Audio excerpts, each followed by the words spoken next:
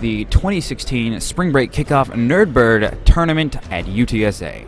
Right now, on the blue side, we have everybody's favorite team, Better Nerf Aurelia. On purple side, we have Super Dump Squad 2.0. Unfortunately, if you were there for the last stream, they weren't actually Super Dump Squad. They were some other team, a.k.a. McFuffin. I know, it hurts me to say that as well. Nonetheless, we do have ourselves a game right here. Both teams have so far been undefeated this tournament, and currently they are trying to vie for polling position in the coming semifinals. Right now, the bans are Nautilus, Zed, Yasuo, and Aurelia, Lee Sin, and Italy, respectively, for both teams. Very interesting bans. Zed, of course, we all understand because of the Drakthar, Duskblade of Drakthar. No Zed main. No person can ever quantify that as not being a buff for Zed. And because of that, most people tend to ban him away in both solo queue and in competitive, or rather in lower tier competitive areas, simply due to the fact that the champion just does so much work and has a mini ultimate every 2 minutes in addition to his other ultimate. It's just ridiculous. Funnily enough, Nautilus and Yasuo. Nautilus is currently a Flavor of the Month champion. He always does around the beginnings of the season. He always manages to appear suddenly, and, well, we always get him. Yasuo, of course. I do know that Zero on blue team, or rather on Better Nerf Aurelia, plays Yasuo. However, I don't know if Super Dump Squad 2.0 has any Yasuo mains to their name, or maybe they just play around Drakthar. Aurelia, Lee Sin, and Italy. Aurelia, well, they had to nerf it because Better Nerf Aurelia, honestly. Lee Sin, a contentious pick, always in the meta, simply due to the fact that he can move from A to B, and to C, and to D, and E. Nidalee, of course, is actually much in the same vein. High damage, high mobility. Those are the kinds of champions that they just love pushing out at Riot. In the actual selection, we have Bard as a support for Better Nerf Aurelia, followed by a Thresh and Fiora for Super Dump Squad. Lucian and Sivir and Lucian going in for everybody. Lucian and Wukong going in for Better Nerf Aurelia, followed by Sivir and Teemo on Super Dump Squad. All of these teams make me believe that what Better Nerf Aurelia is trying to go for is very much an area controlling a certain area, zoning out the enemies so that you can make sure that they're taken down with very little effort, making sure that you can do what is required and the damage that is required in order to stand the test of time. For Dump Squad, they're going a bit of a different idea. Teemo is probably going to be a filler in, but Sivir is always an interesting champion, and every single champion that they have picked has always been about making a pick comp. Wow, Teemo actually coming out for Dump Squad. Will that go and stand the test of time? Will that be worthy enough? I know that Teemo's received some buffs in recent years, but I just don't know how that's going to go. Gnar and Katarina going out for Better Nerf Aurelia. I do know that Zero is a Katarina player. Miramak with the Gnar. We've seen him before at the Winter Wonderland, and he managed to tee off on some people, not necessarily on Gnar, but on those champions that are very much, you go in, you make sure that somebody is sitting down, and you make sure that you just do a bunch of damage by body slamming them or something similar to that effect. And LeBlanc coming out for everybody's favorite Super Dump Squad 2.0. LeBlanc, a champion that is in every single meta, regardless of time, regardless of fashion. Even when she's nerfed, she's on a reserve list. Even when she's nerfed, she's always just going to come in and out regardless of it. Simply, she has so much mobility and so much just latent damage. At high levels of play, sure, she's not as good, but that's just the nature of the game. I just don't understand Dump Squad's team, though. It reads as a standard team comp. You have Thresh, you have Fiora, you have Sivir, and you have LeBlanc. You have all of these champions that are like, okay, we're going to go in, and we're going to make sure that one guy's dead, make the team fight a 4v5, and force them to retreat and pick off another person. Then you have Teemo, and Teemo is playing jungle. Teemo, in addition, is not the greatest champion we've ever seen. He has problems with his kit, namely one button does no damage and only gets him out of a fit situation faster, though some would say that that is a great ability to actually have. Then, moving on, we also have everybody's favorite godforsaken ability, which is the mushrooms. If you don't respect the mushrooms in League of Legends, then quite frankly, you haven't played against Teemo enough. Because those mushrooms are probably the reason why they're taking him into this thing. For instance, when you play Twisted Treeline, do not be surprised when you go up against about 8 different Teemos. Simply due to the very nature of the fact that they give vision, that they give zoning control, that they allow the team to better control a map, where actual zoning control and actual, like, otherwise abilities to control the map are just not there because you have no wards. You only have that Hextech, like, knockoff Corky Q thing that you can buy as an item for about 1,000 gold. It's not very good, but still, people get it because there's no other way to get vision other than to just face check your way into a bush and die. So I can see kind of where Teemo's coming from. They're going for a jungling control ideal, but I think there are other champions that are better for it. However, while we're saying that for Super Dump Squad, they're playing a very litigious, a very standard way of playing. We look on the other side at everybody's favorite champion and favorite team. Everybody's a favorite team in this current meta. We have Better Nerf Aurelia. They play very much like the nightmare in your dreams whenever you play League of Legends. I'm going to go in and I'm not going to move for 80 seconds. Worse yet, I am not going to be able to do any damage because I'm already dead. You have a Wukong ultimate, you have Katarina ultimate, you have Gnar just in the fight. Just in the fight for no other reason and just making your life a nightmare. Then you have Bard making sure that Lucian gets up to that critical mass area where he's just killing people by just using a Q and a couple basics. In addition, you have the Bard ultimate so that people can reposition, and Wukong can go in and ultimate, and then you have Katarina all over again. The thing is, that is a gigantic wombo combo if they can make it off. But on the other side of that, if it's just 2 of them, at any given point, they have a massive amount of damage. They have a massive amount of CC. You have Gnar and you have Lucian. Gnar can go into a wall, Gnar can stun people on the ground, and Lucian all the while can make your life a living nightmare. Katarina and Wukong, the ultimate wombo combo is just insane. Gnar and Bard, you will not see the light of day because you will be locked down for years. That's just the way these games go when you're playing against something of that scale. Furthermore, then you have everybody's favorite Katarina and Lucian, where there's a lot of damage right there. There's a little bit less CC, but then when you're pairing a mid laner and an AD carry together, that's always a recipe for just nothing good to come about it. But if I had to put my money, I recognize that we're all looking at black screen right now. Sorry about that. If I had to put my money on anybody, I would probably put it on the Better Nerf Aurelia. Their team comp seems a little bit more cohesive. It seems that it works a lot better together. And more importantly, it seems to have this core identity to itself that just seems to work. On the other side, Super Dump Squad has admittedly a much more fun team. Let's not kid ourselves. Super Dump Squad has a team that is basically just like, I'm going to go in, I may die, but I'm not gonna stop going in.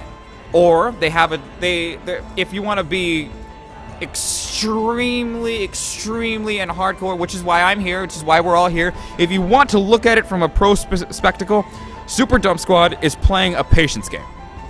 You have the Teemo putting shrooms on the ground, then you have the LeBlanc waiting for somebody to get caught out, then you have Thresh, who will just wait for that hook. You have Sivir, who is the epitome of just, you see somebody that's caught out, like the wounded gazelle, you are going to pounce and you are going to kill that gazelle.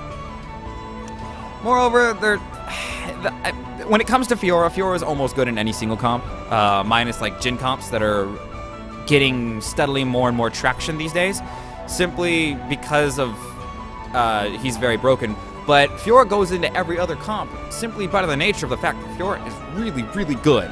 She can dance around anybody. If you don't have movement speed or a gap closer, you're pretty much dead. If you live like in her sphere of influence, if I may be able to borrow the term, you are absolutely screwed. Then she has a Q that just makes you a nightmare. Then she can be invulnerable against every single stun. Then it just goes from there to there to there to there. It is the gift that keeps on giving. And apparently there's a bit of an issue with the game right now. So please, I ask for your patience. Sorry about that. I would give you a GIF of a kitten. Unfortunately, the GIF of the kitten is somewhat copyrighted, and I am somewhat fearful of showing that GIF. So I'm just going to imagine like a gigantic tabby cat dancing all over the place. That's always a good thing to ask. When it comes to the tournament, if what you have missed, and sadly you have missed quite a bit, I apologize for that. There were some technical difficulties. And the main issue at the main issue at the point right now is that what can they do? That's the question that we have to ask. Oh, that's just some lag. Serious lag that just came out. My apologies, ladies and gentlemen. We are coming right into the thick of it at 3 minutes. 3.9K to 3.7K in favor of Better Nerf Aurelia Lucian, going in for some decent farm against a Sivir at 8-5. I know, rather stupendous of both of them, but then again, I don't make the rules, I just enforce them. We have Bard and Thresh doing what they can, considering the fact that they're both playing some slightly defensive supports. Even though Bard is classified more as an aggressive support, in reality, he plays very odd and much more in the vein of otherwise. Regardless, Teemo going through the jungle, trying to do what he can. I'm actually somewhat excited for this game. I don't know how Teemo will do against what amounts to a Wukong in the jungle.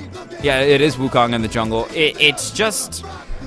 It speaks volumes when you don't know how something is going to go. This is anti-meta right now. This is not in the meta, and this could be very much like Shaco, where it's just, you don't know how this is going to go, and it's very much an adventure for both of us at this point. However, both teams at 4 minutes have still not acquired First Blood. However, their warding is still in the early game area, so it's still rather weak considering in comparison to their mid-game and late-game variants. So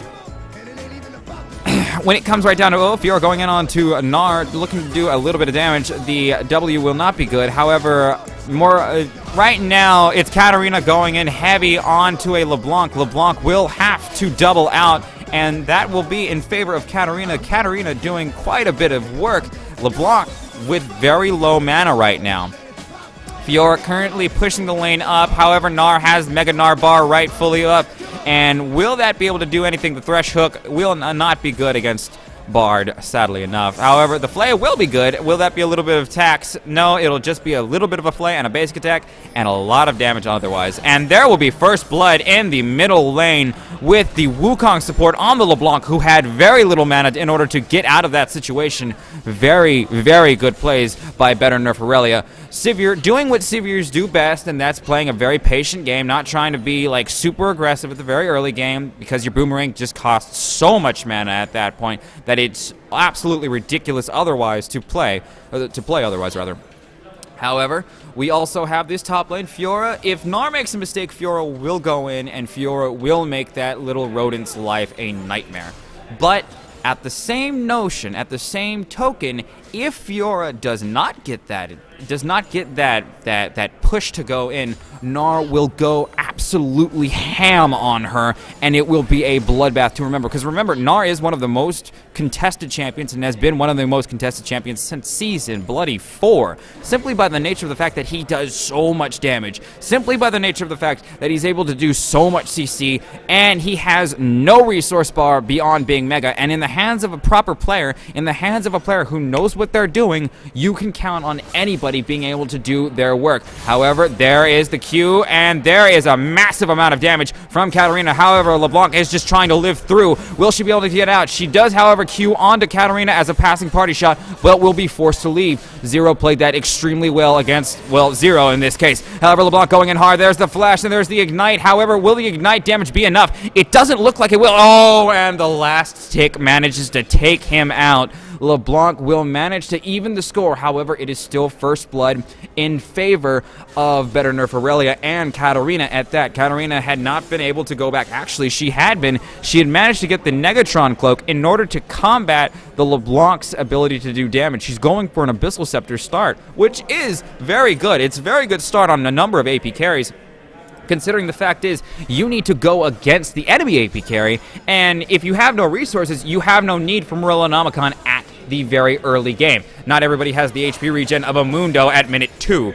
You don't need Athene's Unholy Grail in some cases. In this case, because Katarina doesn't use mana, and moreover, Abyssal Scepter gives you both magic resistance and reduces their magic resistance, so it's an all-around win-win situation for him. So very good first buy for him, and especially because of the fact that he's doing so much damage. However, LeBlanc, very successful with her chains, very good with her Q, manages to bring the name Zero down to about 60%. Katarina will have to play a little bit careful, and there's Thresh, however, on the side, looking to do a little bit of stuff. However, he doesn't see the Bard right behind him, stuns him into the wall. He will not manage to get the hook, and will instead have to go away. Katarina in the middle of a lot of damage. However, there is Teemo going in hard. The chain will not be able to miss because it has one of the largest skill shots in the entirety of the game. Wukong going in hard with the ultimate and will manage to nuke LeBlanc into the stratosphere. And there's LeBlanc, there's Teemo trying to go away. However, it will not be good enough. There will be Gromp's passive. There will be red buff. There will be a lot of damage that all made Teemo into a very, very cooked Teemo at that point. Fiora going up against Gnar still. However, Fiora has, oh my goodness, that is actually actively quite wrong. They're equal in CS. They have not died to each other. They're playing very passively against each other. This is one of the more passive top lanes I've ever played, and right as I say that, they go immediately hard. However, there goes a little bit in favor of Fiora onto Gnar because of the fact that those vital points just do so much ridiculous damage.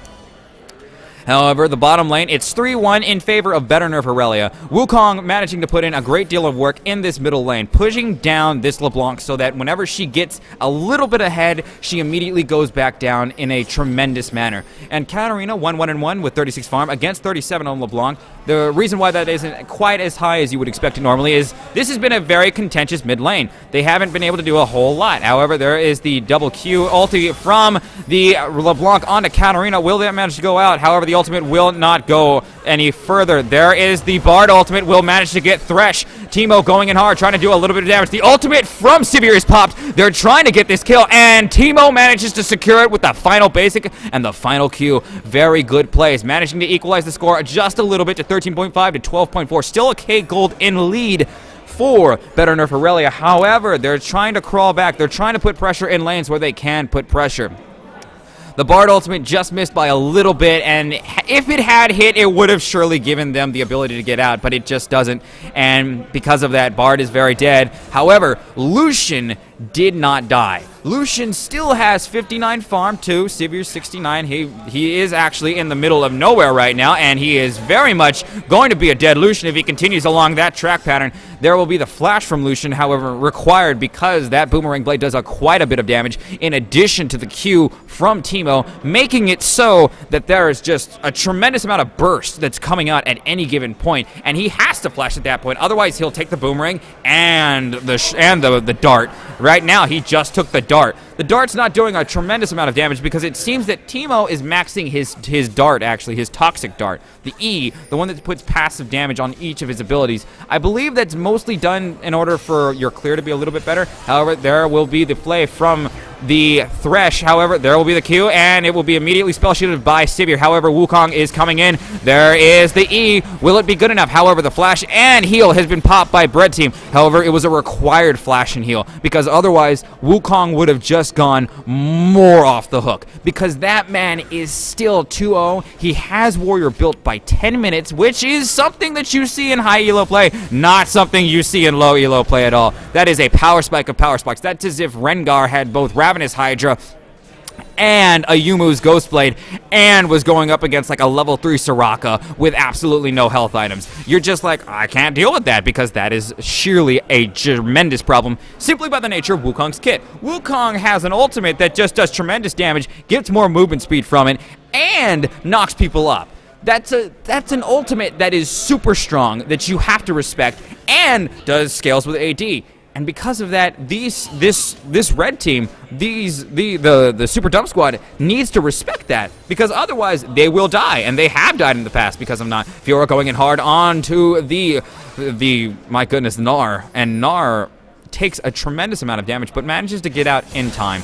However, there's Katarina going in, LeBlanc with the charm, with the chain, and the perfect teleport and Shun Po from Katarina allows him to live just another day without having to fall to LeBlanc's damage. Excellent, excellent plays in the mid lane. LeBlanc is extremely good at landing that chain. She's up by 13 farm and by a kill even. She managed to kill Katarina once upon a time. There's Bard going in. However, there's Wukong, and the flash from LeBlanc will be over the wall in order to dodge the Wukong damage. Every single member of this team recognizes that Wukong is in a really strong position right now. Everybody recognizes that. However, the ultimate from Sivir is going to come in. They're trying to pincer this Lucian. Will he manage to get it out? There's a lot of damage going on to Sivir from him. However, the teleport from Gnar is good. The flay from Thresh is also good. Ultimate will go in hard, and there will be a lot of damage. The Bard ultimate will get completely countered by the Sivir spell shield. However, that is a dead Thresh for Super Dumb Squad. It is 4-3. There's still the K gold lead in favor of Better Nerf Aurelia. It's a good kill. It's just not a needed kill. Rather, it's very good that you killed somebody in this game. It's always very good to get somebody out of the fight. However, what they really needed to end, they needed to stop Sivir from farming. If you allow Sivir to farm continuously, that's just a recipe for disaster. Because Sivir is as a champion benefits incredibly well from playing a very passive early game. Right now, there is a little semblance of lag, but Red Team and Better Dump Squad manages to secure the dragon against Better Nerf Aurelia. Tough times right there. However, that will be a needed 6% in order to combat the absolute nightmare that they're facing right now against a team that they needed to take the advantage against, and they didn't. And because of that, they could be in for some tough times in the late game. They don't have nearly as much gold as they would want. However, LeBlanc is getting into a position of power. There is the Q, and will there be a follow-up? There won't be, because she just managed to get out of range. Right now, Zero is playing, and Katarina is playing a very, very, very scared game because she knows that LeBlanc does a bunch of damage. LeBlanc has always done a bunch of damage. We talked about this in the pre-show. And so, because of that, he has to respect it. He already has died from LeBlanc's burst twice. And so, because of that, it leads a man to get a little religious, you know, where it's just like, I see a black cat, I'm not walking even close to it. I see a ladder, just gonna break the ladder down, stand on a chair or something. It'll be rickety, it'll be like a folding one, it'll be terrible, it'll be $5, but I'll still do it because I'm not dealing with that. So, that analogy aside, right now we have everybody's favorite Gnar going full mega super Gnar, going up against a Fiora who is still, their gold totals are equal. Their amount of minions, equal. It is almost ridiculous how equal these two champions are at this moment. Rather, Gnar has a little bit of a lead, considering he probably killed either like a golem, a gromp, or more minion or more cannons than Fiora in retrospect. But even so, it is impressive to be in such an extent and be in such a state. 4-3 still. The gold lead is slowly shrinking, however, from very good CS on the part of Super Dump Squad. However, I don't know if it will be enough because of the fact that they need to get more money in addition to the fact that they need to shut some of these people down. Granted, I'm not talking about shut down gold. I'm talking about just getting them out of the fight right now. Fiora going in hard on the Gnar. Man, and there's the ultimate from Fiora. She's just trying to go in, and there's the flash from Gnar required because that is a lot of damage. And it is actually quite successful for Wukong going in hard. However, there's a lot of damage going out hard onto him, and that is a dead Wukong shut down in favor of Super Dump Squad, something that they really quite badly needed. However, and it was probably due to the fact that Teemo just does so much residual damage, both from his mushrooms and otherwise. Fiora, there goes Katarina trying to do what he can in order to get out of the situation. However, the Ignite will be too good, and the LeBlanc damage will just be incredibly strong. 4-2 in favor of LeBlanc. Michaels is going to town right now. Just absolutely going to town. Not Michaels, it's TSM 0 and 10. The greatest name of all names that could be possible. Michaels was last game. My apologies, guys. 23.7k. And in that single instant, with both Katarina dying and the light of their life, Wukong dying, it has instantly made this game in favor of Super Dump Squad. That is impressive. That's League of Legends. That's why we watch this game. Moreover, the ultimate from Sivir manages to fail because of a needed required flash, and there is the good lantern from Thresh, but it managed to not really do enough in order to be of any particular import. So we're still in the same situation, just down a couple ultimates. Right now, Bard going in hard onto Thresh, trying to give a situation, and there's a good Bard ultimate onto Thresh. That will be a dead Thresh as hell. However, managed to almost do in Bard as well. That's the mark of a good player. That's why we watch these tournaments. That's why we cast these tournaments. That's why we play these tournaments, to watch good plays. However, the entirety of Super Dub Squad going into bottom lane, and there is a massive amount of greed from LeBlanc that will be shut down immediately by Katarina. And that will be an incredibly awful shutdown that was needed and was not something that Super Dumb Squad needed it whatsoever. Right now, Better Nerf Aurelia has insane momentum in the bottom lane. That will be a turret down, because otherwise, honestly, that was the worst possible situation. The greed that was inherent, I recognize that you need to kill Lucian in some ways. You want to shut him down, that's great. But you are in the middle of 4 champions, and that is just not the best thing that you can do. You need to just wait and sit down. Unfortunately, it didn't happen that way. LeBlanc's dead, and now we have a 500k gold deficit again in favor of Better Nerf Aurelia. The top lane, however, is also going a bit different. Because Gnar went into the bottom lane and teleported down in order to assist with the kill onto Thresh that one time, now he's down by about 13 CS. That is not really shrinking, because they're both very decent at actually killing the minions. Fiora does have a Ravenous Hydra, and there's a lot of things to be said about having a Ravenous Hydra. Thresh doesn't quite manage to get the hook off onto the Teemo. Rather, not the Teemo. My goodness. It's too late. It's just too late for me, guys. Oh, there's Wukong going in hard on LeBlanc. They know that LeBlanc has to die, and a massively good stun from Bard onto the wall will ensure LeBlanc death. And there's Teemo going in, trying to run away from the Wukong, who is out for blood. Calling from Lucian will be good. That's a double kill for Wukong. He's going in hard. Thresh is just trying to save his AD carry as much as he can, and they will break off, because that is the worst thing that could have happened to them. It is 2,000 gold in favor of Better Nerf Aurelia, and they are taking this game on their shoulders right now. That will be another turret in favor of Nerf Aurelia. Sivir not quite managing to do as much as she wants in this situation. Right now, very good Shumpo from Zero onto, well, whoever cares, because that was really good. And Thresh goes way too close to the fire, looks straight into the Abyss, and the Abyss looks straight back at him and says, please, you are coming with me now. And he manages to find himself a complimentary ticket back to the fountain. That's never fun. And there's the Shroom onto Wukong. Will it manage to kill him, though? Does Teemo have much AP? No, Teemo has Runic Echoes. That's the reason why we're seeing Teemo jungle. I forgot completely about Runic Echoes. The worst item, some may say, in this game, where it makes any single AP champion in the game able to go into the jungle. I've seen Karthus jungle do so much work in this game that it is at an incredible degree. So much so that you can't actively deal with it. So much so that it's just like, oh, look, I'm safe and in the clear. Oh, wait, I forgot that there's a person that's never showed up, does massive amount of damage with a one button press, and there we go. Oh, and LeBlanc. The red team manages to secure the dragon. However, LeBlanc dies a very, very paltry death board. Great Bard ultimate will give some time. However, and a massive Gnar ultimate into the wall will manage to secure them and make them pay for what they've done. Lucian trying to do what he can. However, Fiora's damage will be too much on Lucian, but there will be a secured kill from Wukong onto him.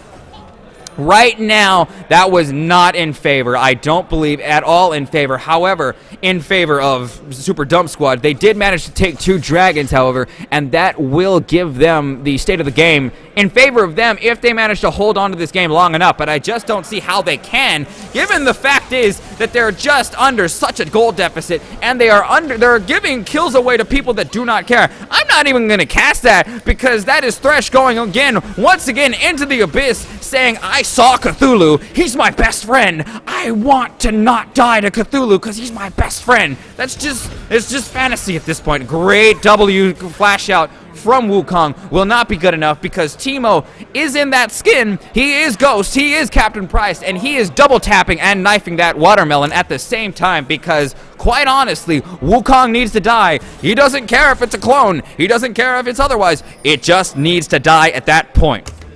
Right now, it's almost a 5,000 gold lead in favor of Better Nerf Aurelia. They are getting all the kills that they need to get. However, they're also getting tower objectives, which you could objectively make the assumption that they're better than just taking Dragon, because Dragon, as we all know, if we ever play low E, low Q, it is a trap. It is a trap to everybody where it's just like, oh my god, Dragon's so super important. And oh, wait a minute, before we talk a massive amount of crap about Dragon, right now there's Fiora trying to deal with 3 champions. She's going hard on to Gnar. However, Gnar is making sure that he's behind her, he's in front of her, Fiora's behind him, and taking all of this damage, so much so that she can't actively deal with it.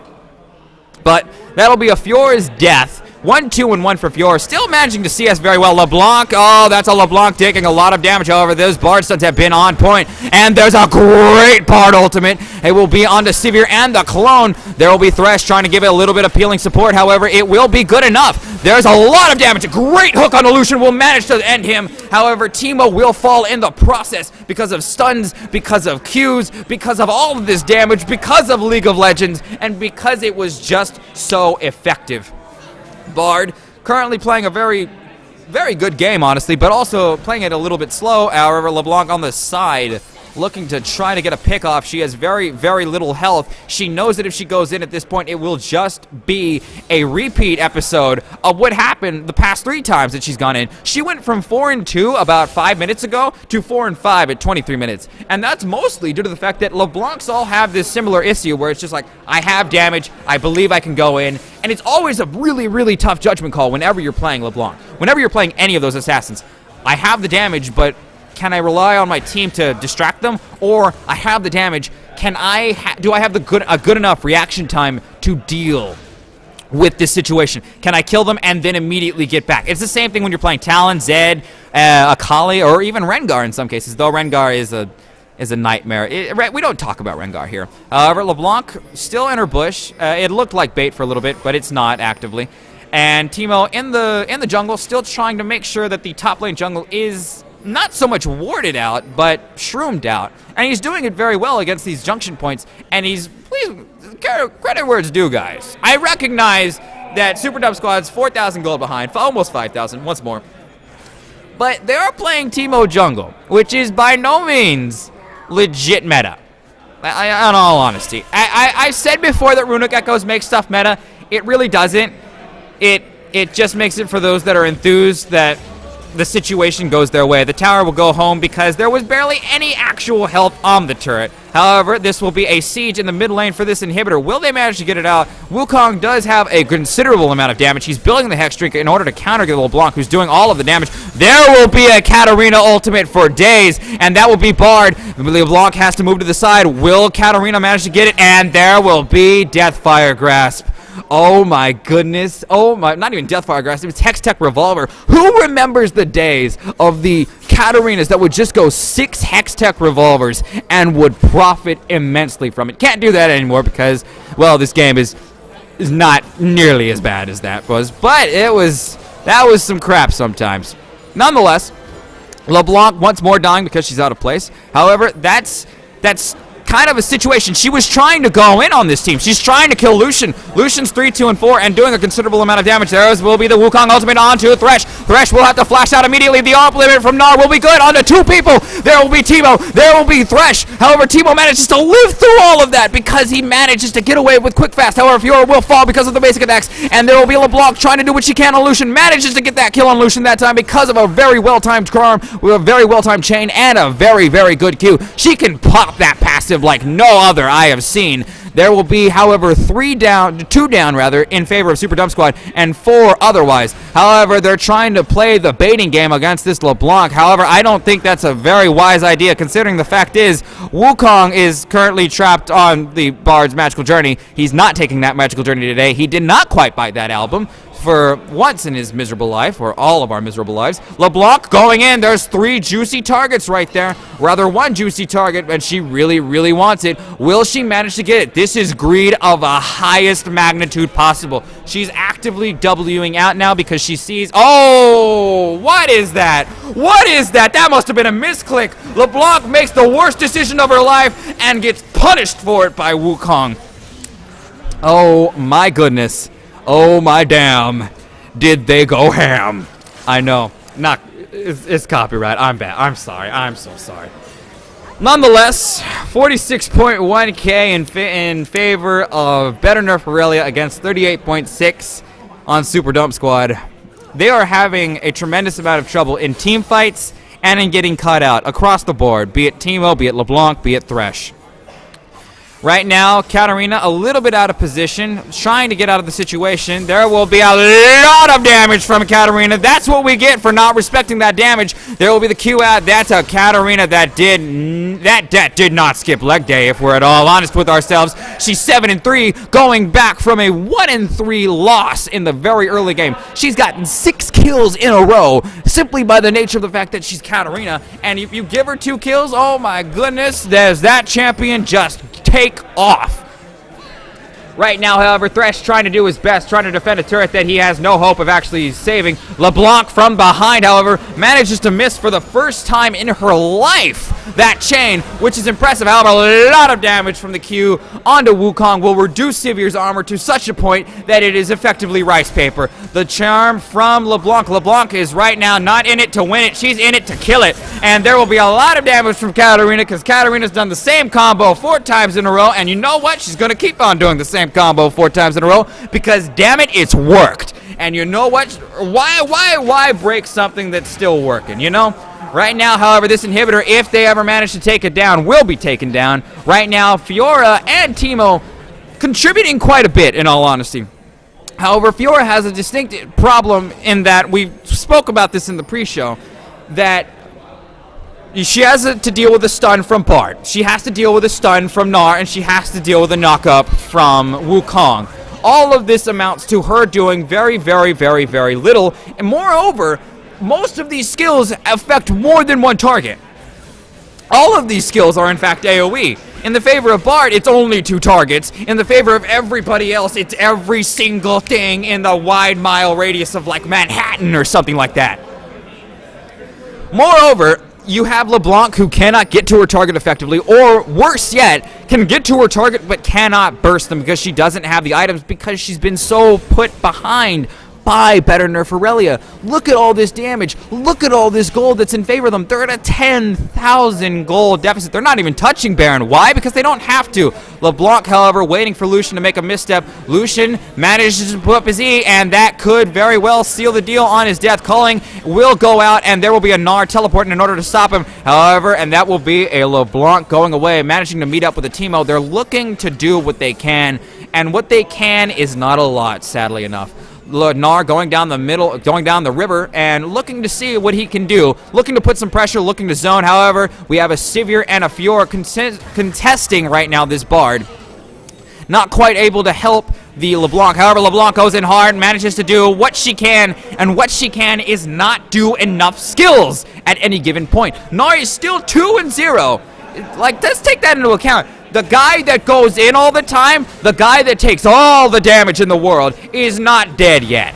Meanwhile, the woman that can, like, jump from here to here to here to here to here to here to here to here is down 8 kills, and that is just a sad thing. Right now, Lucian a little bit caught out. However, LeBlanc going straight into the wall from Gnar and manages to get the kill from the chime sound himself. Right now, there will be the Bard ultimate very much going on to the Sivir. However, Sivir will get away from a very wisely timed Thresh ultimate. Right now, Sivir was just a not good pick right now. They're going for a pick comp. In all honesty, as much as I adore the champion of Sivir, it just, there has to be another option. Flay from the Thresh will go out, will manage a lot of damage. However, Katarina goes in and manages to ult away everything. Lucian will inevitably and finally die to the inevitable push from Fiora. Fiora will do her best to live, but right now, there is the angel named Death. It is Uriel himself, and he just went in and he spun a lot. He just spun all he could, and what he did, and that spinning trick did a lot of damage right then, and it did a lot of damage right there. LeBlanc and Sivir had no even time to even process the fact that they were dead at that point. They didn't even have the ability to be like, oh, wait, I'm dead now? No, I'm in hell now right now. I was on the living plane in 1 second, and now I'm dead. And right now, it looks like right now, ladies and gentlemen, that with all of these engagements, with the spinny mistress of death herself, there will be the ultimate from Bard on to Teemo. It looks like Better Nerf Aurelia will take this game against Super Dump Squad. And it looks like they will, ladies and gentlemen. Thank you very much. It looks like Better Nerf Aurelia will advance furthermore into the Nerdbird SA. Oh my goodness. That is a game, though. That is honestly one of those games where you can see clearly what they're trying to do, but you can't quite quantify why they did it. You know, every single game of League of Legends is lost in pick or ban. You know, that was no more true than this game. And in this game, it really puts to everybody's realistic concern that it really puts to everybody's to the face why pick and ban is so important. There are two games when you play League of Legends. There's the one game where you play on the actual rift, where you're doing your micro, you're doing your macro, you're doing your CS, you're doing all this stuff, you're buying items, you're making sure that your team movement is really good, your macro. Then there's the second game. And arguably the second game of League of Legends is far more important than the first game, because of the very nature of the fact that the first game is pick and ban. You're picking the champions that you're playing. You're picking the type of macro that you want to do. You're picking the type of micro that you want to do for the next 30 minutes. And because of that, because of pick and ban, that leads to this situation where you are not able to do every single thing that is possible. You're not able to consistently deal with this damage. You're not able to consistently say, okay, I'm going to go in and I'm going to do all of this damage. When you are gimped consistently by the fact that I wanted to pick this style of champion or this style of team composition. And you know what that does for you? That gives you just a loss. Because of the fact that you have to always think in champion select what type of comp that you're playing. Not what type of champion, not what champion counters that one. That comes second. What type of comp are you playing, and how do your champions work with each other's champions? Rather than just what does your champion do in comparison to their enemy top lane while you're playing top lane. And because of that, I don't feel that Super Dub Squad played to such an extent where they thought of that situation. Where they thought that they were playing against somebody that was like, that Gnar thought that he was playing against Fiora. Gnar was playing with Wukong. Gnar was playing with Katarina. Fiora was playing against Gnar, it felt more like. LeBlanc was playing more against Katarina. It was the last pick, after all. That is a traditional counter to that champion. A traditional counter to any champion, if we're at all honest. If we're being honest ourselves. And because of that, you have a game that was very much a slam from the very beginning to the very end. So, very good job, Better Nerf Aurelia. I hope that Super Dub Squad does a better pick and ban the next game so that we can see more of what they're able and capable of doing. And I will catch you guys on the next game. Until that time, I will see you in a bit.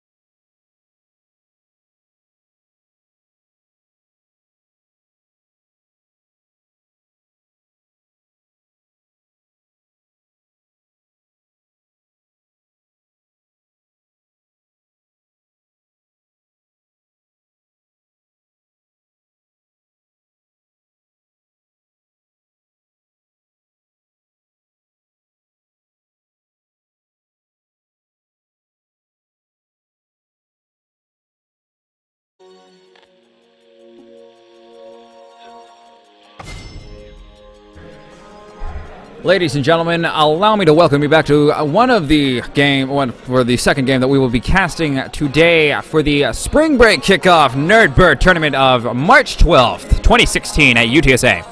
Right now, on the blue side, we have the effervescent, the ones who will be known as the greatest in the world and the greatest beyond, Team 1.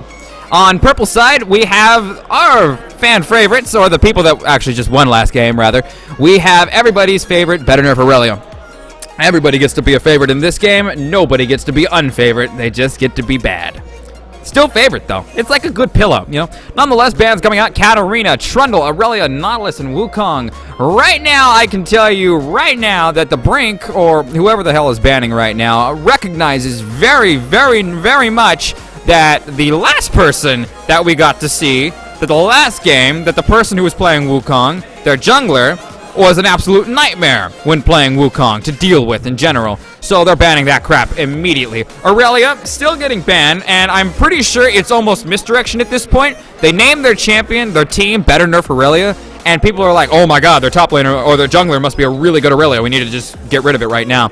And because of that, they're just getting a free ban out of it all, out of the way. Katarina coming out because Zero, as we all know, plays a lot of Katarina, getting nerfed or getting banned immediately.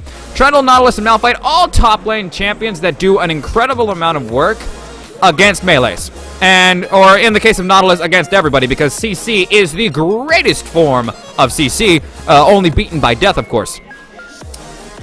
In terms of bans, I can see that they believe that Team 1 is a very much heavy team based entirely around their peeling. Maybe their carries can't peel as well for themselves, and they rely around those tanks, or they rely, like Shen, for instance, that they rely on other people to save them if they're gotten into a situation that's very poor.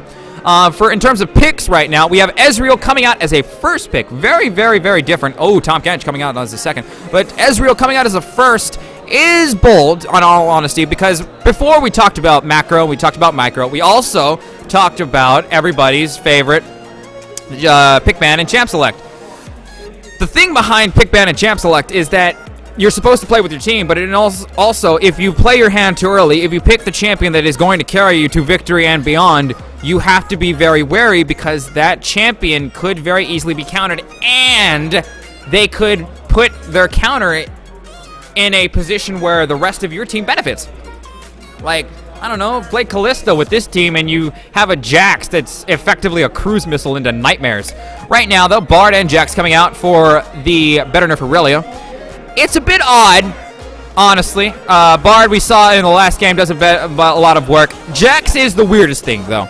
Jax is a hyper carry. In high elo play, you don't see hyper carries played nearly as much as you should, or nearly as much as you used to, simply by the very nature of the fact that the champion requires money to get off the ground.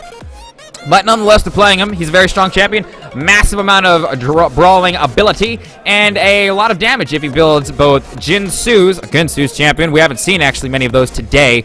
Winsu's very powerful item, still not nerfed. They made I think there was a popular controversy, a theory going around, I believe, the last couple weeks, that when they buffed Xin Zhao, the champion, and then they buffed Kog'Maw as well, they gave that as an excuse to nerf Jinsu's. Then again, that kind of proved to be false, considering the fact is that Kog'Maw got nerfed as hell in the last patch, or got reverted realistically, but nonetheless. Shen and Janna, very much defensive carries, very much trying to protect people that need protecting. It's an Ezreal, so even though you have a flash every 6 seconds, you do kind of need some support.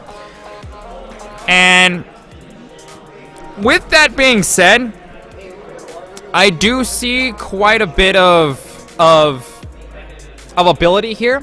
Shen, very, very strong taunt, both offensively and defensively. Janna, very, very strong everything, realistically. That champion has been in the meta since she was in the meta. She was there at the first Season 1 World Championship for League of Legends.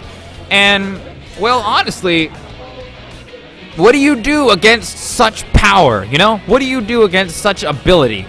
So, with Better Nerf Aurelia, you have Vayne coming out and Shyvana. Right now, I don't know what the hell Better Nerf Aurelia is doing right now. considering the fact that they're picking 2 hyper carries into this game. Vayne, very good champion, very good champion. Unfortunately, if you know how to play against Vayne, then that champion is not as bad. It's just still problematic to deal with, let's be honest. Moreover, Shyvana, always a good champion, usually. High elo players, very good players, know how to play Shyvana. However, low elo players don't effectively know how to play Shyvana nearly as well. I know that seems obvious. I recognize that. But let's think about it. This is a Shyvana that's going top lane, which is good. Shyvanas that go into the jungle are either in one of 2 camps. 1, they're terrible. 2, they're extremely good. They do all the damage. They do all the ganking. They're just an absolute nightmares to deal with, and you would give your firstborn to have, like, 2 of them, or just even 1 of them. But that's the thing. There is no middle ground when it comes to jungle Shyvana. But this is top lane Shyvana. We don't care about regular Shyvana. This is top lane Shyvana. Top lane Shyvana operates on a different idea. Top lane Shyvana operates on, like, I want to be tanky in the later parts of the game while still doing damage, and in the first parts of the game, I want to take all the damage whilst dealing all of the damage as well. It's like Pain Split from Pokemon. You are going to get hit. You are going to get hit all the time, and every single time you do get hit, you are going to be dealing some more damage. And that's Shyvana in a nutshell. Until she builds some levels of tank, I don't think, if this Shyvana is not the greatest of players, will be able to do anything else, because one of Shyvana's greatest moments is that she can, or greatest and defining features, is that she can tower dive effectively well with her ultimate, which is very strong in that sense. She also has a lot of residual damage from all of her other abilities, and most especially her Flame Wheel, and her Q is a very, very good auto-attack reset. Some would even consider it one of the best auto-attack resets in the entirety of the game. That still doesn't mean anything, though, if she's not very good and she dies to a tower drive on the top lane Shen. But, moreover, for the blue team, what we actually was picked was Hecarim and Victor. Now, what this does for the Team 1 is it gives them an opportunity to play very, very much from behind, and it also allows them a level of engagement. Victor, amazing champion in almost every sense of the word. The evolutions that he gets on his abilities are absolutely impressive at the very least, and otherworldly, just shockingly broken at their very worst. I mean, what's going to happen is Victor's going to get his level up on one of his abilities. He's going to go back home, pay 1,000 gold. He's going to get his laser to be increased in size and in scope and in damage, and you're just going to cry to yourself every night if what said is thinking to be true. However, Hecarim did get buffed in this last patch, which is why I'm somewhat excited to see him, because since he got buffed, that means that he's going to be able to do quite a bit of work. That means he's also very popular. I was hoping more to see some more Urgot play, but the day is still not done yet, and we may yet see some Urgot play. Nonetheless, we're not talking about that. We're talking about Hecarim. Hecarim, incredible engagement tool, and on a team with this amount with Victor, engage is what you want. Now, their team, however, their last pick was Zed. Now, Zed has always been a trying topic for anybody that's in the know. Zed has always been a champion that has always been hard to balance. He's always been very good in any single meta because he has about 52 different blinks. And he also does about a quintillion amount of damage, roughly. You know, somewhere around there.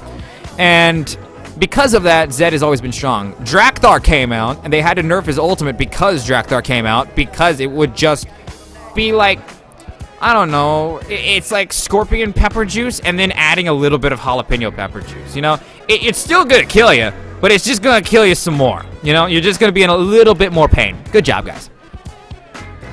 But when it comes to team comps, I would honestly say that the people who have the victory in their hands is, well, I'd like to say, I would really honestly like to say better Nerf Aurelia. I'm a Bard player. I like the champion, I really do. I hate Zed, but even then I have to be objective about this, and I would say the people that picked and banned a lot better was Team 1. Team 1 did an incredible job of pick and banning. Like, let's take into account, they have every single defensive component that they need. They have Shan, they have Janna, and Janna alone is almost worth a half champion by herself in addition to the fact that you have Shen's ultimate, you also have his taunt, you also have his reworked ability to just make a dodging circle of hell and nightmares, and then you have Hecarim to engage, or you have Hecarim to use his E in order to disengage. And you have to ask yourself, what are they? What's Aurelia's plan? Because Ezreal has damage, sure. Victor has a lot of damage, yes. And all of that damage will be used to make sure Better Nerf Aurelia is just sleeping with the fishies, because you have Jax, you have Zed, you have Vayne, and you have Shyvana. All of those champions do a tremendous amount of damage, but all of those champions suffer from a severe amount or distinct lack of really, really, really hard and legitimate CC or defensive cooldowns that they can pop. Because of that, I'm going to say that Team 1 will probably take this. Because the team comp, the way that these team fights work, and not just in lane, in the way that these team fights will work, is that Team 1 will consistently want to go in. Team 1 will go in, and they will consistently make it, or I'm sorry, Team 1 won't want to go in. Team 1 will just have to wait for the enemy to go in. And we're actually in right now. Only a 30-second dividend this time. So good job, League of Legends. You started working once more. I like it. Good job, right, Rito? Rito, please. Give yourself more of my money for RP. Nonetheless, the way that Better Nerf Aurelia is going to have to want to win this is if they have to go in hard, they have to go in fast, and they have to go in and make sure that 2 of those numbers of champions are dead. And then they can stop. That's the reason why they pick Zed. Zed is used to go into the backline and make sure that something's dead, even with all the defensive cooldowns that can be popped by Janna, all the defensive cooldowns that can be popped by Shen at any given point. That's why Shen is being picked. That's why Zed is here. Not just for those nice taunts that you can get. But if the problem with saying that, the problem with that idea is, well, actually somewhat twofold. Because going in benefits Team 1, because Team 1 has all these cooldowns that they can pop, and then their team can pop in, and they it gives better positioning for Ezreal, it gives better positioning for Victor to just tee off on people and start just laser beaming everything to death. I don't know, realistically, this goes in the way of if both of these teams were of equal skill, I would honestly put Team 1 at a higher advantage simply by the very nature of the champions that they picked. But we'll have to see. Right now, though, Shyvana going in hard onto Shen and taking a massive amount of minion aggro and Shen damage, but it's not going to be proved to be that much considering the fact that it's still Shen. However, a lot of damage coming out from Victor onto Zed, making him go down to 60%. Will Zed may have to pop one of his cookies, but not so soon. However, this is a really aggressive. This is one of the most aggressive top lanes that we've actually seen out of the one we've seen already so far. In that, this is not Gnar and Fiora. This is both Shyvana and this is Shen. They want to make sure that one of them is going to get out of the lane, and that one of them is going to get out of the lane in a body bag. Right now, Shen, however, managing to control the field quite effectively, has to taunt out of the way and in order to get away from some of the damage. Shen does have a passive that gives him a shield, and whenever I believe he uses an ability, yes, whenever he uses an ability. So it's actually, I don't know how that top lane actually works effectively. Right now, though, Zed doing a little bit of damage. It's poke damage on Victor. Victor has managed to poke him straight back to the Shadow Realm, it seems, at this point. Right now, both junglers, however, going on standard paths. However, Shen going in hard once more onto Shyvana. It's not going to matter much. This is going to happen every single part of the game. They're going to go in, they're going to disengage, they're going to go in, they're going to disengage, they're going to go in again, they're going to disengage. It's common, but it's still exciting. That's League of Legends, though. We play this game in order to watch this kind of cool stuff. We don't play this game to be like, oh, look, I'm in 8 more farming lanes. Shyvana going in hard on the Shen trying to make what he can of it. However, veering in the way and in the direction in favor of Shyvana towards her turret. Will manage to come out a little bit behind, it seems. I just don't understand what he's trying to do right now. Shyvana is playing this well. She has a lot of damage. But Shen is also playing this... Well, they're both playing it actually quite poorly, if I'm all honest. Right now, though, Shen going in hard on Shyvana. Shyvana managing to weave away because some of her damage has been negated by the dodging field that Shen manages to put out. Very good plays by Shen. If he manages to do that again, that Shyvana is dead. However, there's a Bard Q, managing to see it for the first time. Right now, though, if you have not noticed, Zero, the Katarina from last game, who is the previous mid laner for the Better Nerf Aurelia, is actually playing Vayne this game. Right now, the person who is playing in the mid lane is Dalweed, who I believe was the Lucian in the last game. Decent player, very good player.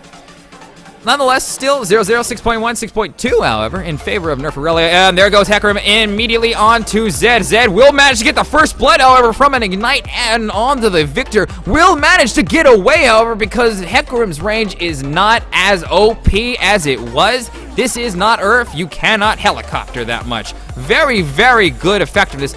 Still somewhat sorry. We could just imagine it's just like, oh, look, Victor, I'm going like here, boom, where like Hecarim is, and then Zed is just like, boom, just explodes him, and there we go. Bob's your uncle. That's how that goes. That's how that went exactly. Go. My goodness. Thank God I'm not an English major. I would have to commit like ritual seppuku or something like that. Nonetheless, cultural differences aside, Victor coming up the lane with a prototype hex core is still not upgraded. He's going to go for a first build Zhonya's because cloth armor and amplifying tome is rather indicative of building the thing in question. Right now, though, Zed playing with the Hex Drinker first, still somewhat common. If you're confused as to why he's not building damaging items, players, if you're bronze and you're watching this game and you're confused why he didn't build Duskblade of Drakthar, why he didn't build Infinity Edge, you know, I don't know. There's Bard doing quite a bit of damage on Ezreal. And there's Jax going with the flash. However, that will be a great taunt from Shen in order to get out of that situation. However, he will be going, may actively try to hurt him right now.